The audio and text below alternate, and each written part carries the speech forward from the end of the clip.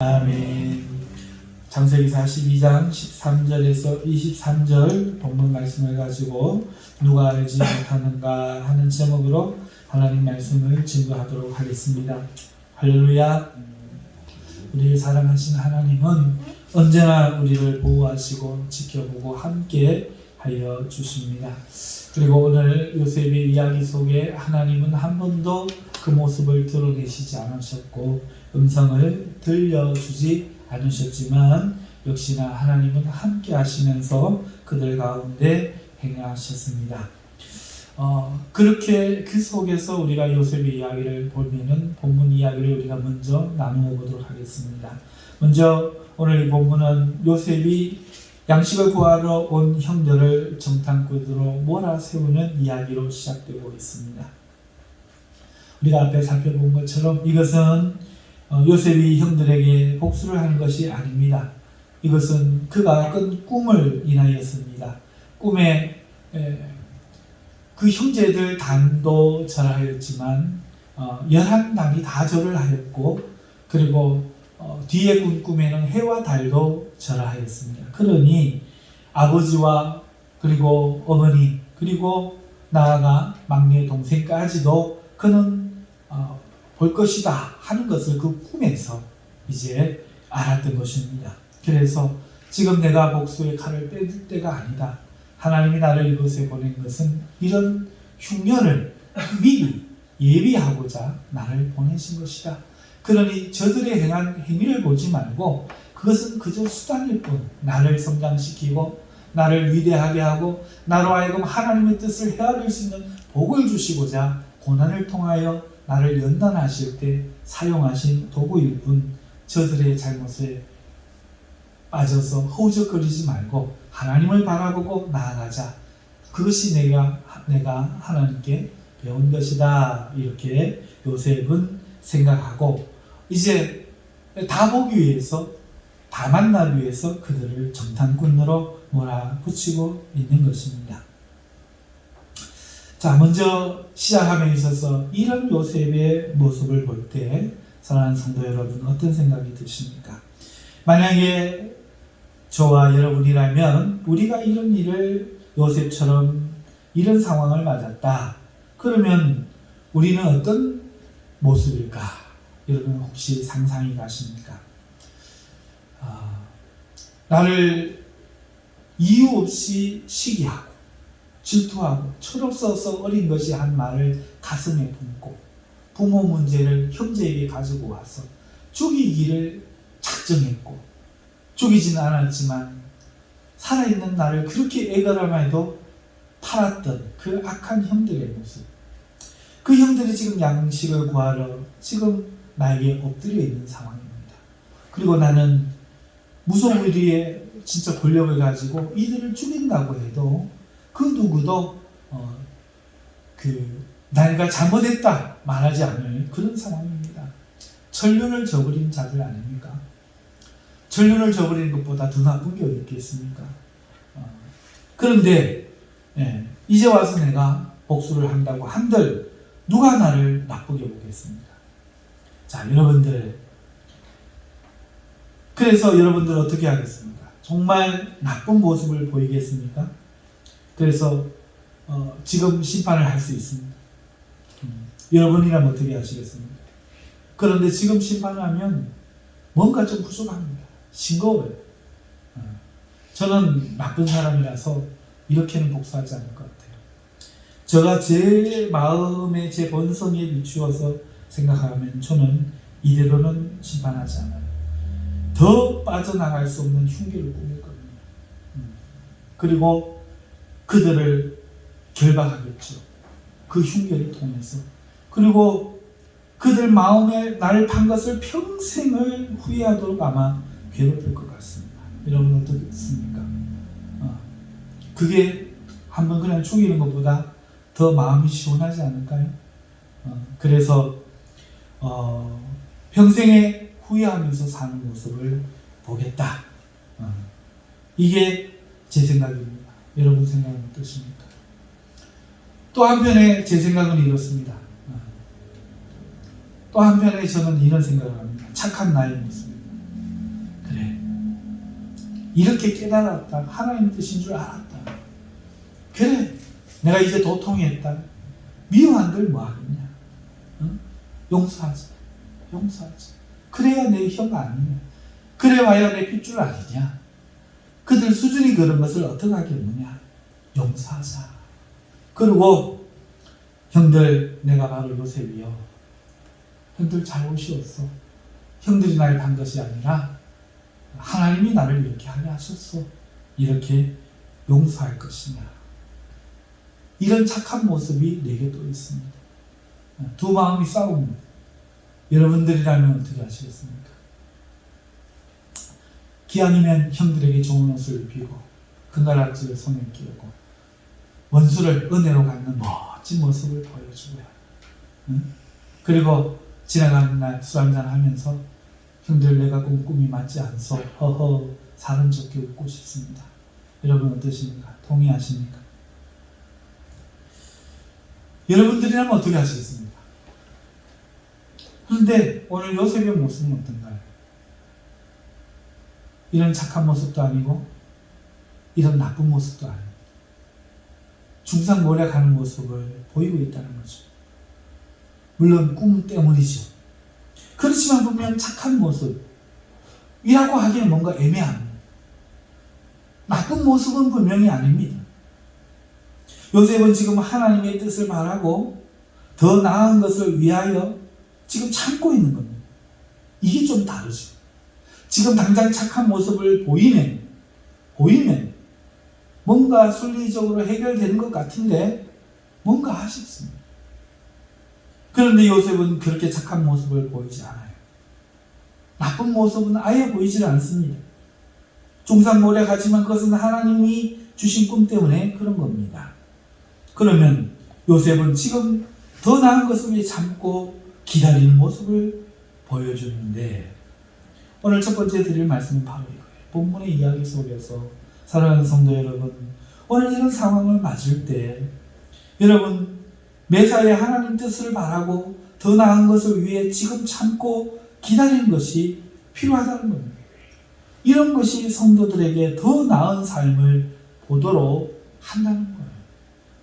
만약에 요셉이 이때 착한 모습을 보이고 해결했더라면 뒤에 나오는 그런 아름다운 모습은, 화해의 모습은 보이지 못했을 겁니다.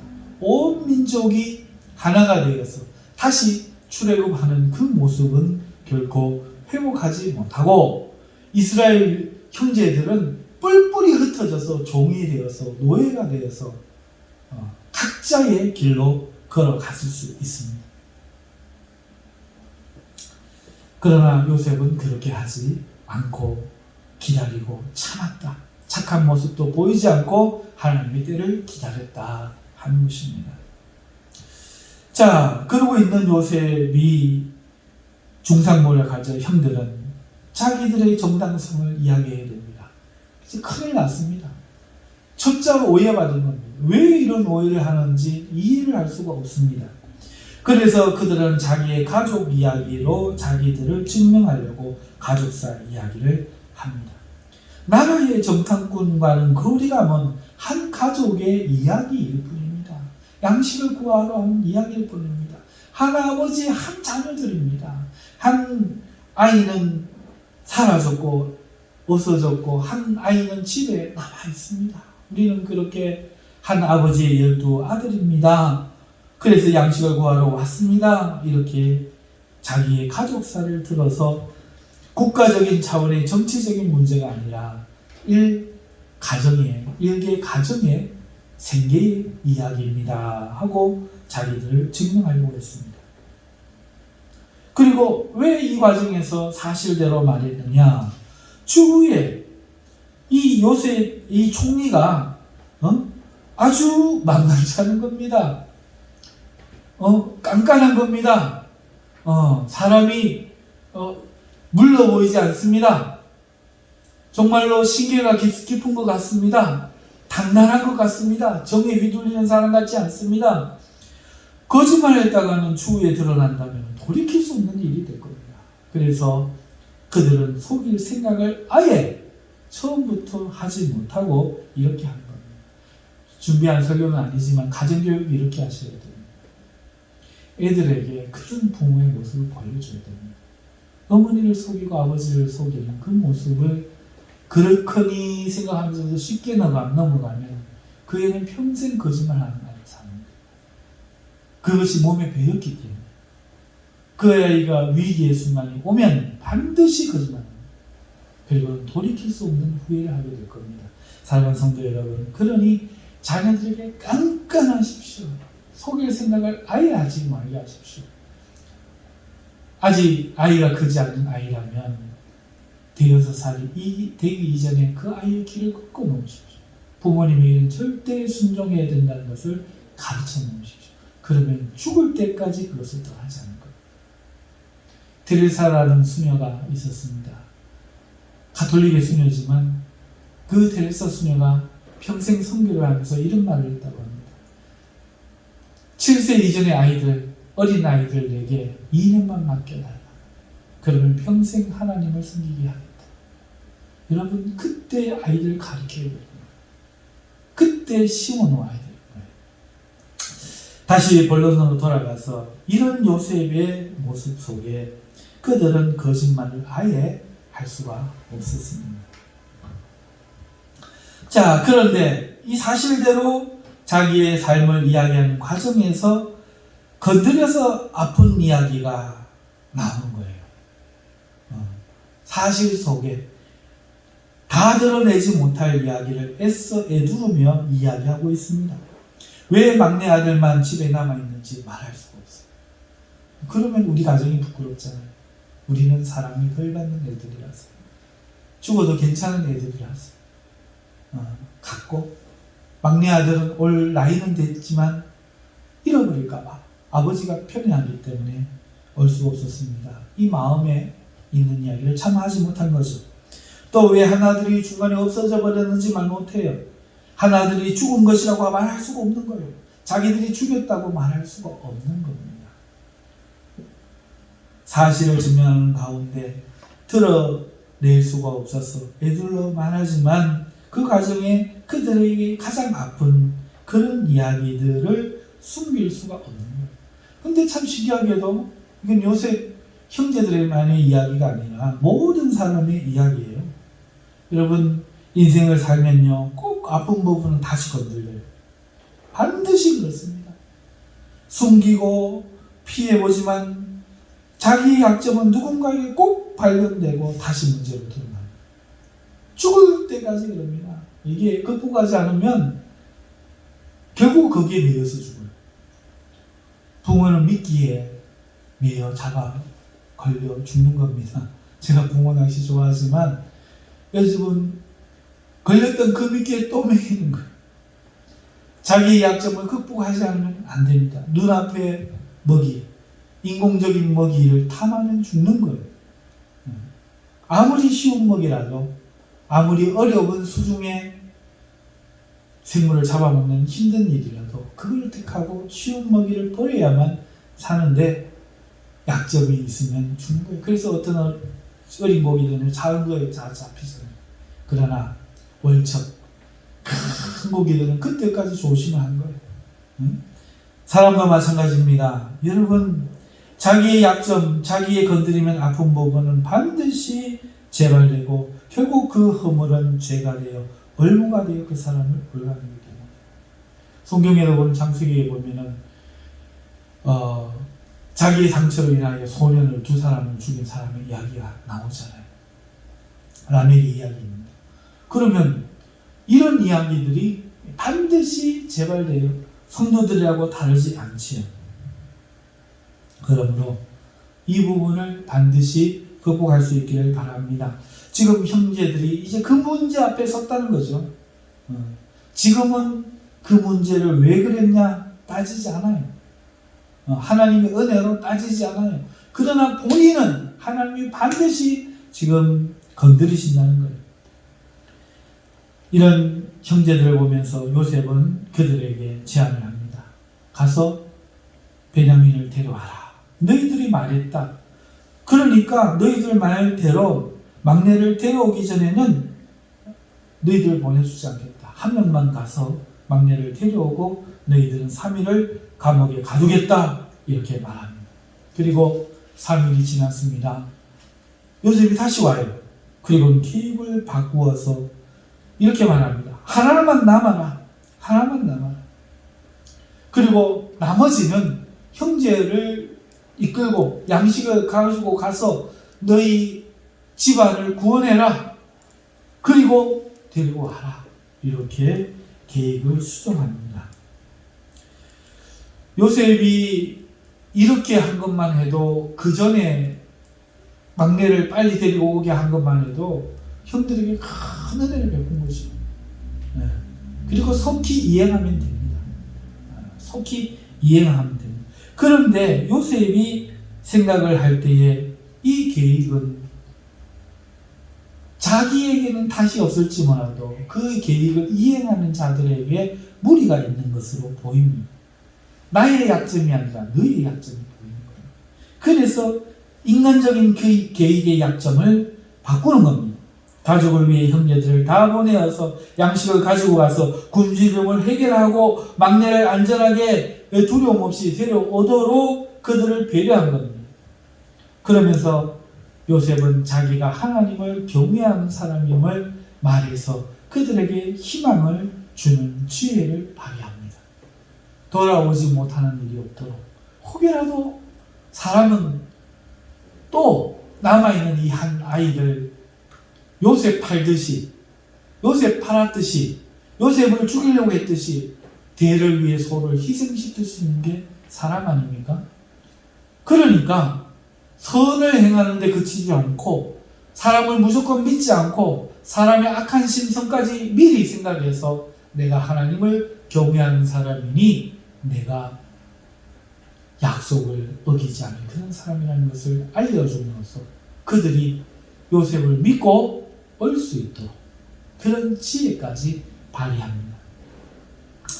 여러분, 우리가 세상을 살다가 사람들마다 옳은 일을 할 때가 있습니다. 부모로서, 선생님으로서, 그리고 회사나 직장에서 대표나 또 장으로서, 목사로서 옳은 일을 할 때, 그 자신이 옳은 일을 한다고 믿을 때, 그리고 은혜를 베푼다고 믿을 때, 내가 이 일의 힘의 중심에 있을 때, 어떤 일을 우리가 결정할 때요, 하기 쉬운 실수가 뭔가 하면 자신의 결정이 옳은지 돌아보는 시간을 갖지 않을 때가 많다는 거예요. 그 실수를 하기 쉬워요. 내 말대로만 하면 되거든. 그런데 요셉은 그 이상을 했다는 말이에요. 그래, 그렇게 해도 되지만 무리수가 많이 있다는 거예요. 그들에게 말이죠. 그리고 요셉은 그렇기 때문에 자기의 생각을 스스로 물립니다. 남이 시켜서가 아니라 스스로 물리는 겁니다. 뿐만 아니라 그렇게 하려면은 문제가 생기죠. 도망쳐버릴 수 있습니다. 이때 일만의 희망을 주는 거예요. 오늘 우리가 어떤 일을 결정할 때 일만의 희망을 주지 않은 채 권위로 해결하려 할 때도 있고, 또 무엇보다도 상대방의 입장을 고려하기 어려울 때가 많다 하는 것입니다. 그런데 요셉은 자신에게 있어 매여있지 않는, 자기 자신에 대하여 매여있지 않은 힘의 중심에서 권위와 권세를 가진 사람으로서 대단히 부드러운 모습을 보여줬다. 이런 것들이 우리 성도들이 필요하지 않을까. 저는 이런 생각을 합니다. 요셉을 보면서. 요셉의 모습이 참 너무도 잘 준비되었다 싶어요.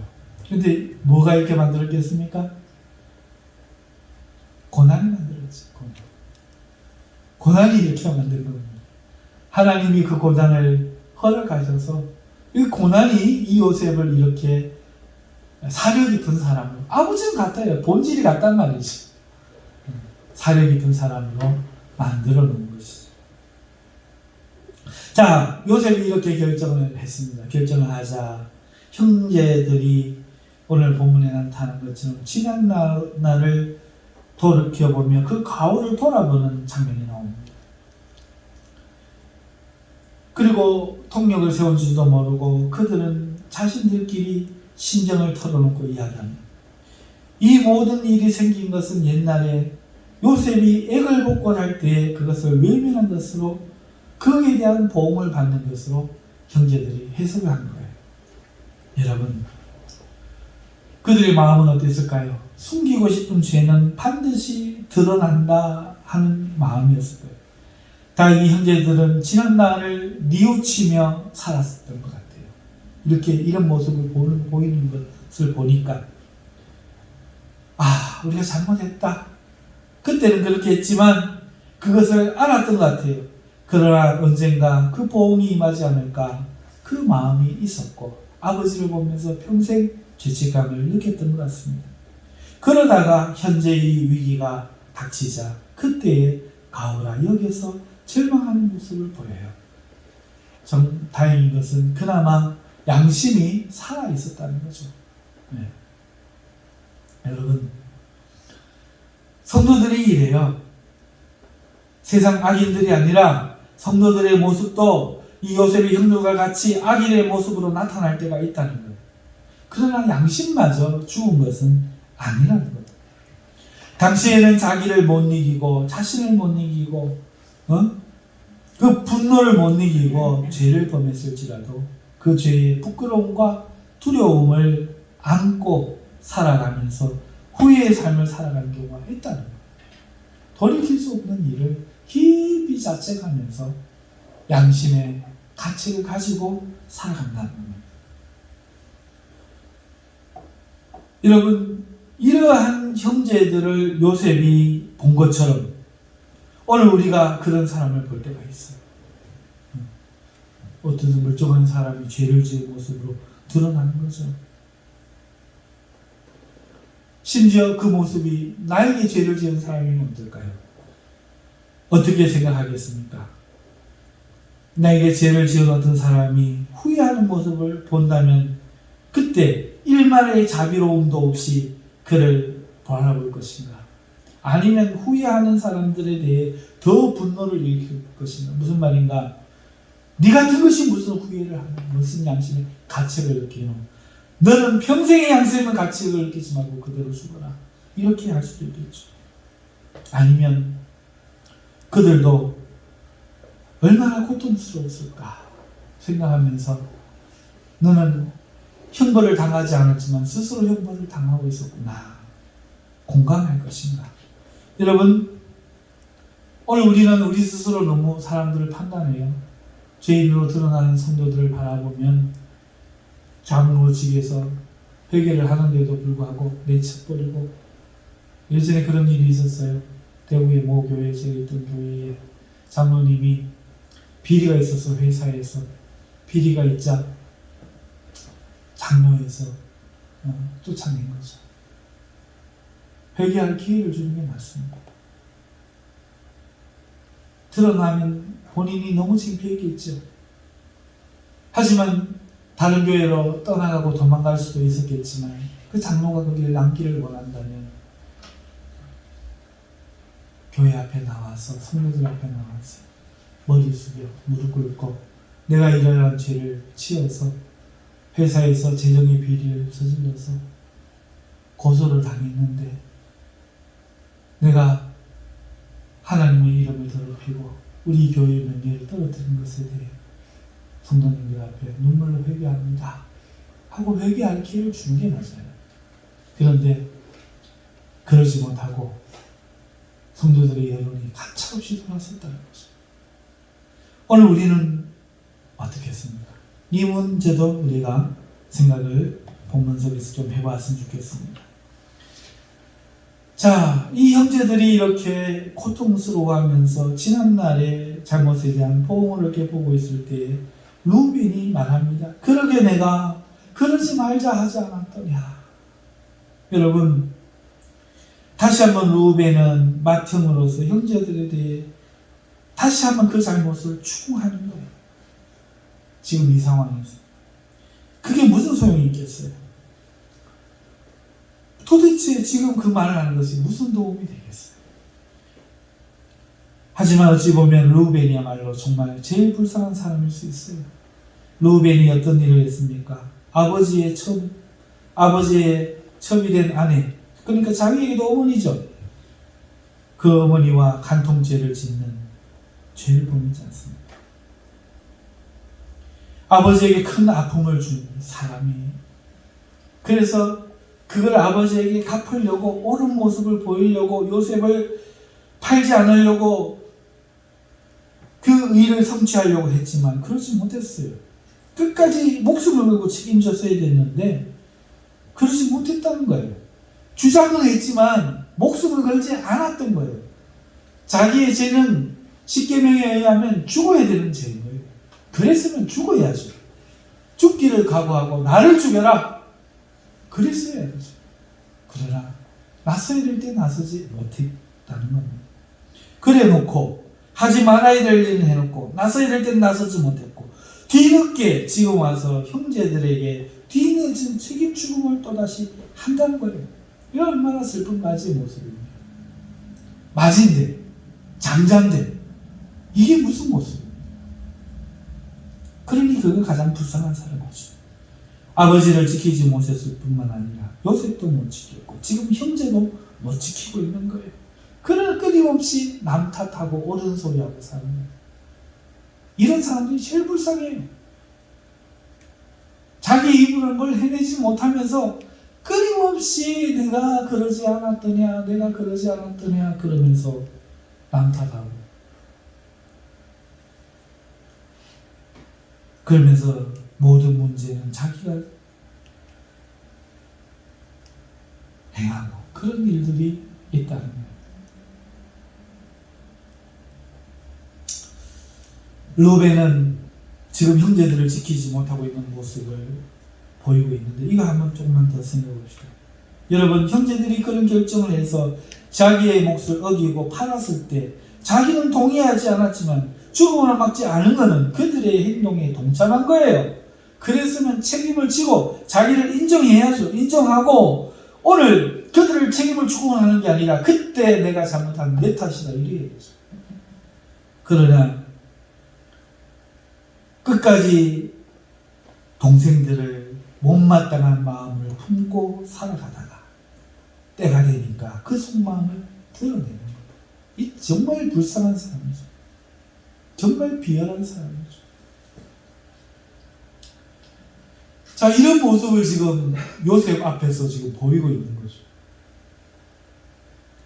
그들은 요셉이 듣는 줄 알지 못했어요.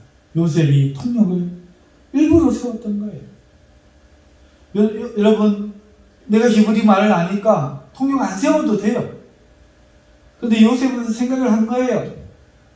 내가 통역을 세우지 않으면 이들이 자기들의 비밀을 말하지 않을 것이다. 그래서 일부러 통역을 세웠어요. 히브리 말을 아는 척 하지 않았어요. 여러분, 세상 사람들 살아가는 방식에 있어 보면은 여러분, 카드라는 거 있잖아요. 자기의 카드를, 마지막 카드를 쉽게 보이지 않는다고 합니다. 언제나 최고의 카드, 히든 카드는 숨겨놓고 산대요. 옛날 이 노름판에서 나오는 얘기인데 최고의 펜은 맨 마지막에 나온다죠. 먼저 내놓지 않는다는 거죠. 견주어 보는 거죠. 여러분, 요셉은 자기의 정체를, 자기의 능력을 쉽게 보이지 않았어요. 여러분, 쉽게 드러내는 사람, 자기를 드러내는 사람은 큰일을 할 수가 없어요. 말이든 가진 것이든 능력이든 아는 것이든 쉽게 드러내는 것은 감추는 말 못해요. 그런데 많은 사람들이 너무 쉽게 드러내요. 때가 아닌데 자랑하고 싶어서 자기를 드러내는 것입니다. 왜 세상 사람들이 안 드러냅니까? 모든 것이 다 보이는 사람은 이용당하기 때문에, 패가 없는 사람은 저게 다다 이용당하는 거예요. 만만하게 여기지는 거예요. 남 손에서 수 속에서 놀아나기 때문이에요.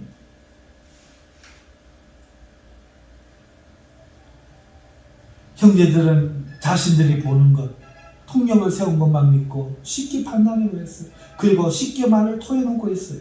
하지만 이 상황에서도 요셉은 끝까지 감정과 사실을 숨기고 있다는 거예요.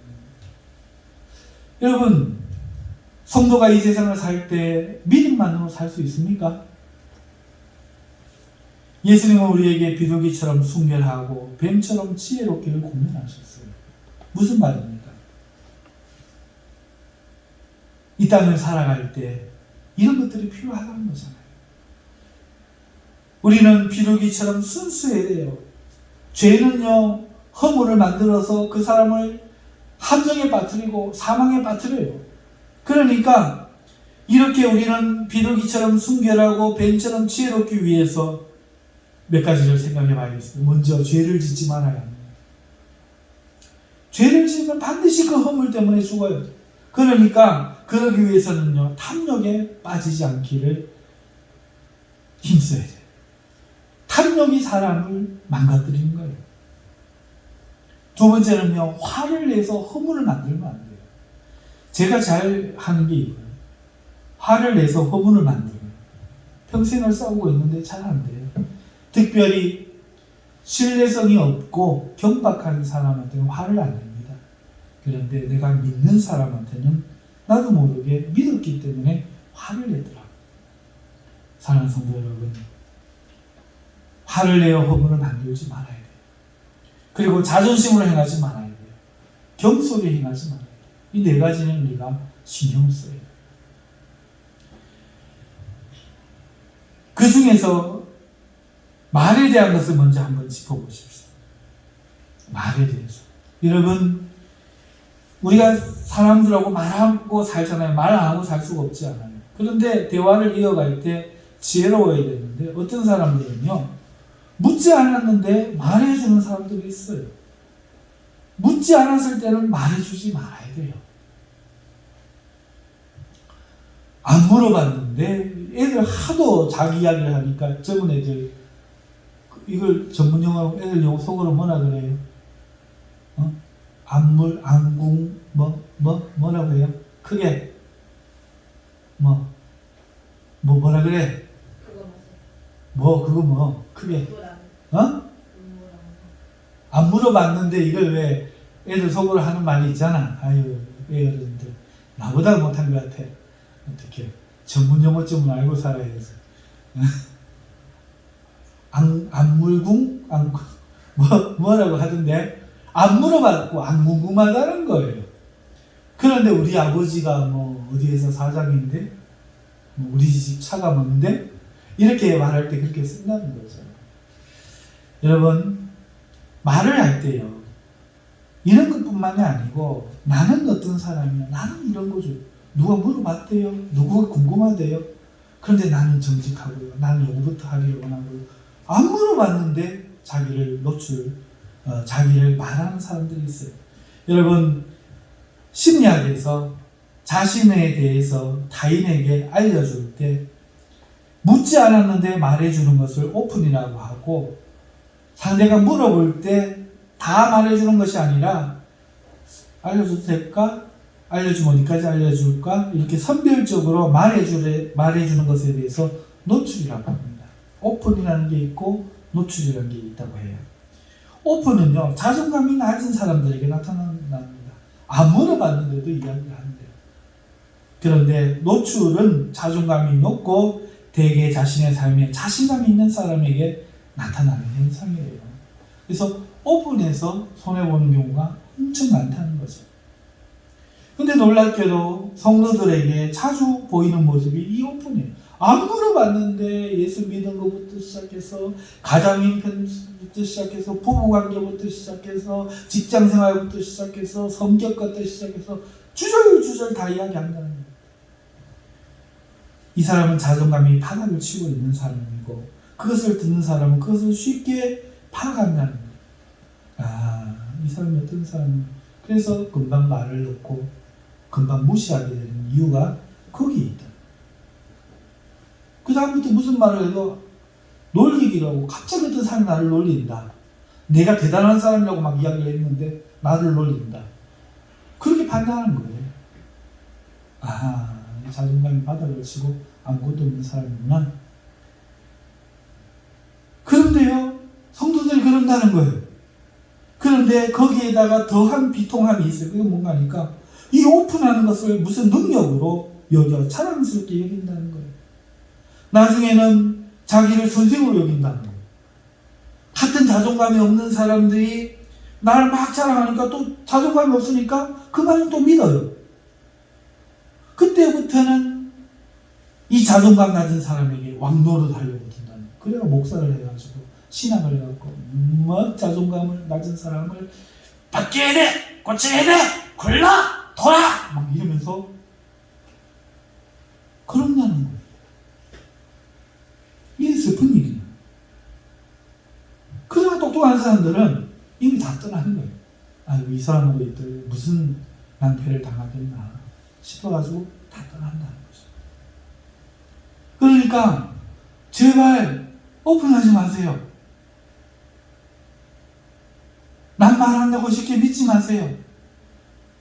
행동과 말을 같이 보시고 그의 시간을 두고 지켜보세요. 그래도 안 늦잖아요. 왜 급합니까? 이 사람이 그립거든. 친구가 없거든. 왜? 이 오픈하면서 살아왔으니까. 낮은 자존감으로 살아왔으니까. 낮은 자존감을 돈으로 칩시다. 누가 1,000원짜리 2,000원짜리 물건을 평생 애지중지 아낍니까? 10만원, 20만원, 100만원, 1000만원 1억, 2억이 가야 갈수록 더 아끼죠.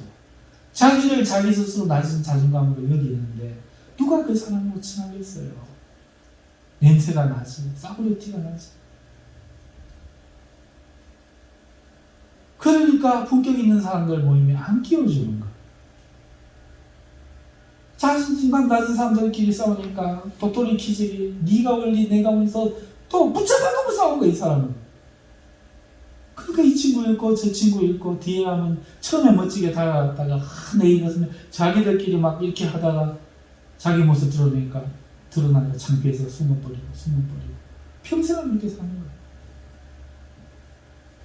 여러분 오픈하지 마세요. 말을 그렇게 쉽게 하지 마세요. 자기에 대해서 알려주지 마세요. 오늘 요셉의 모습을 보세요. 다음으로 두 번째 말씀드리고 싶은 건 선에 대해서 한번 말씀을 드리고 싶어요. 여러분 요셉 도움을 요청하지 않았는데도 먼저 나서서 도우려 하는 성도들이 엄청 많아요. 여러분 성도라는 이름으로 살아가기 때문에 사랑하는 명령을 수행함에 있어서 우리는 이 선을 최우선해요. 하지만 우리의 선은 너무 값싸요. 요청하지 않았는데 주는 거예요. 그리고 값싼 사랑으로 쉽게 도움을 주고는 배신감을 느끼는 겁니다. 주님도 우리를 같이 가자 하는 사람이 같이 가라 했는데 같이 가자 소리도 안 하는데 같이 가주는 거예요. 주님도 겉옷을 달라 하는 자에게 속옷도 주라. 그게 율법이라 하셨는데 세상 살기 위한 법이라 하셨는데 가자 소리도 안 했는데 자기가 가는 거예요. 그래 놓고 니는 왜 안 그러니? 니는 내가 그랬는데 왜 안 그러니? 이런다는 거예요. 이게 자존감이 낮은 사람이에요. 값싼 도움을 주는 거죠.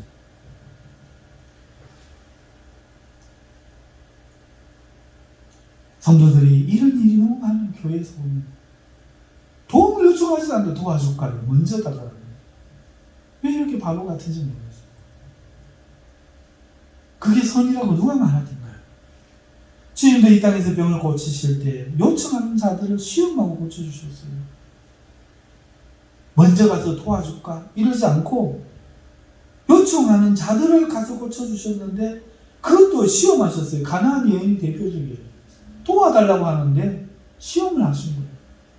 계획에는 줄 게 없다.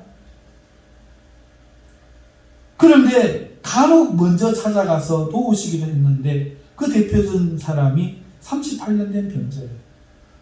네가 낫기를 원하느냐? 그런데 뭐 이 양반은 딴소리 하고 있어. 뭐 물이 동할 때에 어떻고 던져주는 뭐가 어떻고 이런 이야기를 합니다. 그래서 주님이 강제적으로 고쳐주세요.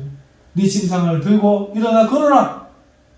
뒤늦게 정신이 차려서 일어나 걸었습니다. 그런데 이 사람은 예수님이 안식일날 병 고쳤다고 고발한 자가 된 겁니다. 성도들이 이 죄를 짓는다는 거, 이 잘못을. 도움을 요청하지 않는데 도와줘놓고는 도와줘서 끝까지 책임을 져야지. 어제 물에 빠지는 건진 애들이 보따리 있는다고 하노? 그거 건져주지 말았어야지. 이러면서 싸운다. 사람도 못 바꾸고 이런 짓을 한다는 거예요. 선이 뭔데요? 선도 지식이 있어요. 자식 사랑한다고 다 줍니까? 차려주고 엄격한 부모일수록 돈 있는 부모일수록 아이들 돈 한 번 안 주잖아요. 배고프면 안 돼. 절대로 그렇게 준 게 없고 어려서부터 딱 약속대로 해놓은 대로 재벌 회장일수록 그렇게 한다잖아요. 그게 중요한 거죠.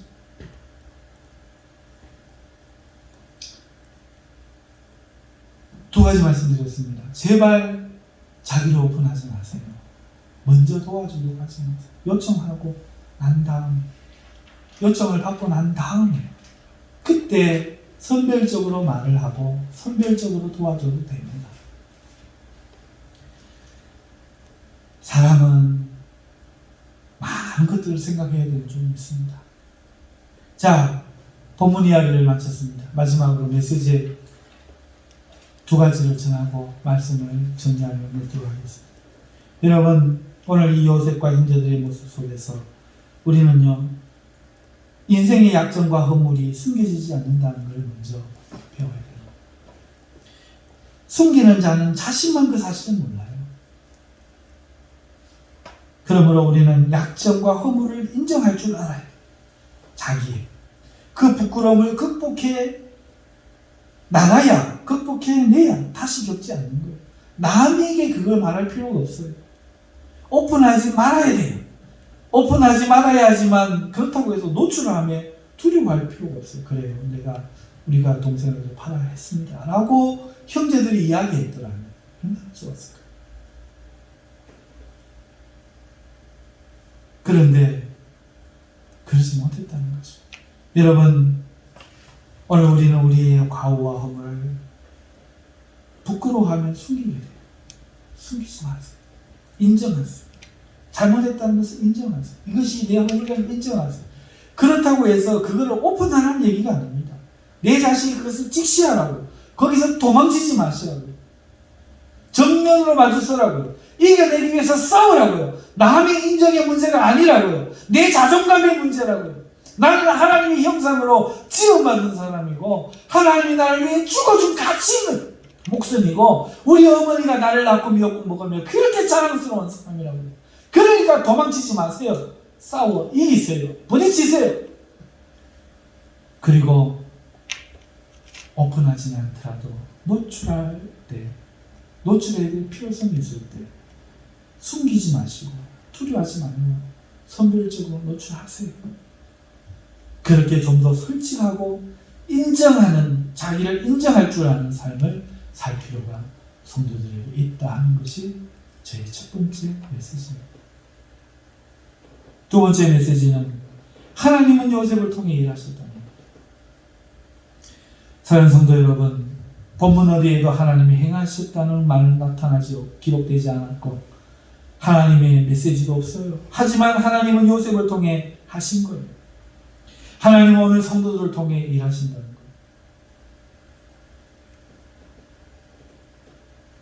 하나님은 요셉의 그 꿈을 사용하셨어요. 오늘 우리도 하나님의 꿈을 붙잡아야 돼요. 오늘 우리의 꿈은 하나님의 말씀이 우리의 꿈일 수 있어요. 하나님의 사랑이 우리의 꿈일 수 있어요. 하나님의 구원이 우리의 꿈일 수 있어요. 오늘 우리의 삶의 과정에서 무엇을 따라가야 되는가? 하나님의 말씀을 따라 순종하는 삶을 살려고 노력하세요. 그리고 하나님이 사랑하신 그 사랑의 세계를 이루어가는 것을 내 삶의 목적으로 살아가세요. 그리고 구원의 복음을 전하여 영혼을 구원하는 것을 목적으로 삼아 살아가세요. 오늘 내 한 사람의 감정, 기쁨 그거에 매여 살지 말고 하나님의 꿈을 붙잡으세요. 그 하나님의 꿈은 우리에게 있어 말씀이요, 사랑이요, 구원의 복음을 전하는 것입니다. 두 번째, 첫째는 하나님이 이런 하나님의 꿈을 붙잡는 성도들을 통해 일하시고, 두 번째, 과거와 분노에 얽매이지 말고 지혜로워야 됩니다. 그런 성도를 통해 일하십니다. 여러분, 요셉이 과거에 매여 있었다면, 분노에 얽매여 있었다면 어떻게 했겠어요? 그리고 옳은 일을 하면서도 옳은 당위성을 내세우지 않고 지혜로웠어요. 지혜로웠어요. 여러분, 그러므로 오늘 우리 삶의 자세에서 과거를 떨쳐버리고 분노를 십자가에 못 박아버리고 자기 자신의 어떤 정당성에 얽매이지 않고 다른 사람을 생각하고 배려하는 그 지혜 속에서 하나님 우리를 통해 역사하실 줄 믿습니다. 세 번째, 자신의 것을 다 드러내지 말고 겸양하세요. 다시 한번 말씀드립니다. 자신의 것을 다 드러내지 말고 능력이 있든 없든 겸양하세요. 끝까지 기다리세요. 때가 있습니다. 들어갈 때가 있고 나올 때가 있고 날 때가 있고 죽을 때가 있고 때가 있습니다. 때를 기다리지 못하면 소용이 없어요. 그러므로 자기의 것을 드러내지 말고 겸손하게 기다리는 자를 하나님 요셉처럼 충님을 세우고 구원하신 것처럼 오늘 사랑하는 성도 여러분을 통하여 하나님의 역사를 행하실 줄 믿습니다. 기도하겠습니다. 우리 동성으로 하나님께 기도하십시다.